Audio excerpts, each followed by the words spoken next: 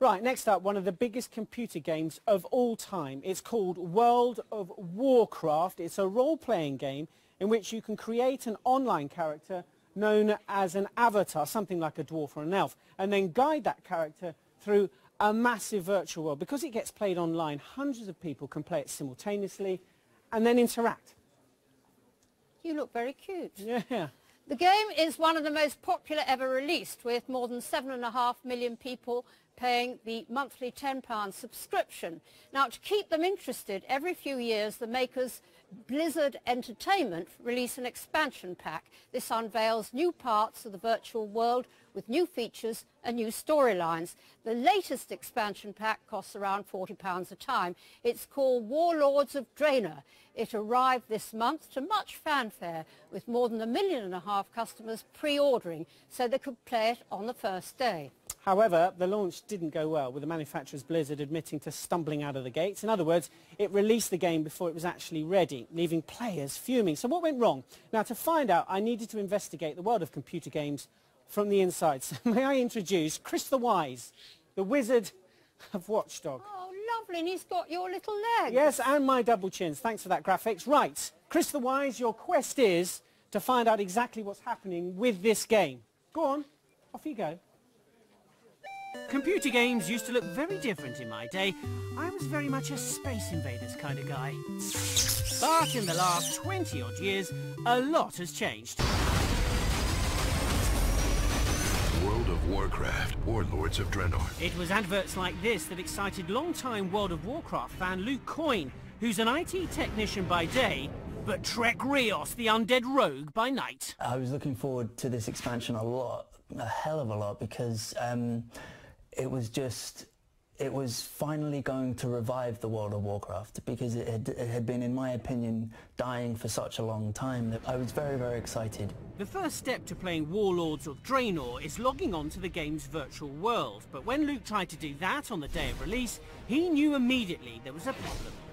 You would log in and you would attempt to join, and you would be greeted by a screen that told you you were in a queue. And the number of the queue, for one thing, it would just go up. It was going up and up and up. I tried a good couple of times to actually stay in the queue and see it through to see if I'd be able to join. I think as far as I got in a queue was about 3 hours, and then it would disconnect. And at that point, you would be, upon attempting to reconnect, you would be put straight to the back of the queue again. Some players were asked to wait over 3,000 minutes to play the game. That's more than 2 days. So, could this have been avoided? Quite simply, yes. Blizzard, the creators of the game, had announced the launch date 8 months before. So, it had ample time to make plans and upgrade its servers to cope with the increased demand. But the 30,000 posts from angry gamers on Blizzard's forum page prove that it just didn't do enough. And it's fair to say, some took it better than others. 3,000 in line! How many people do you let on the server at once? 2! Whew, emotional stuff, but was the game itself worth the wait? No, according to IT consultant Sean Murphy, who's a night elf hunter. Shortly after I finally got into the game, I realised this just is not playable. There were just too many people trying to do the same thing at the same time in the same location. There was nothing I could do.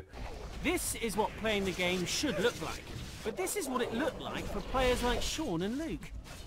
Every one of these different coloured bars and the corresponding number next to it represents a player. So this is basically hundreds and hundreds of players in the same place, which means the server can't cope, and it makes the game unplayable.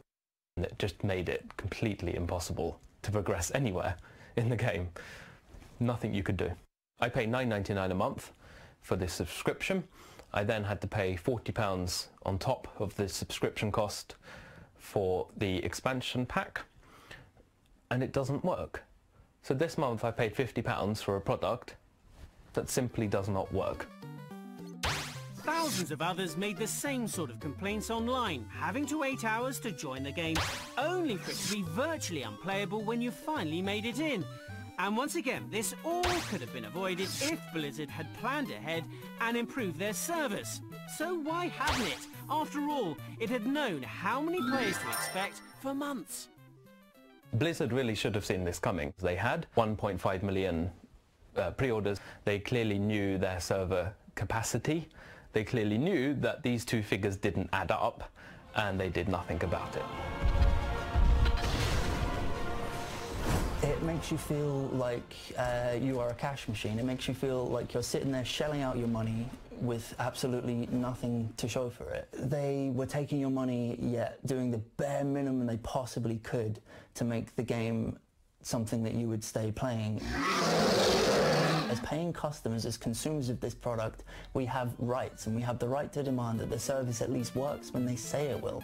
Days spent trying to log on, only to find Warlords of Draenor was as good as unplayable. Not quite the gaming experience customers had paid up for. Perhaps next time Blizzard Entertainment knows it has 1.5 million customers waiting to play one of its releases, it might want to plan ahead a bit better. Otherwise, it might be game over for some of its previously devoted customers. Well, Blizzard Entertainment says that the launch of Warlords of Draenor was far from seamless. It admits that it underestimated the impact on its servers of so many players wanting to access the game simultaneously. It says it planned to make changes to its infrastructure beforehand, but these efforts were hampered by a virus attack on its network. Now, Blizzard claims that since the release date, it has worked around the clock to fix the problems, and most were fixed within 3 days. It adds it's regularly been communicating its progress to affected customers, all of whom have been offered 5 free days of gameplay. It says the game is now running fine, and it will definitely be learning the lessons of this experience for future launches. Please keep your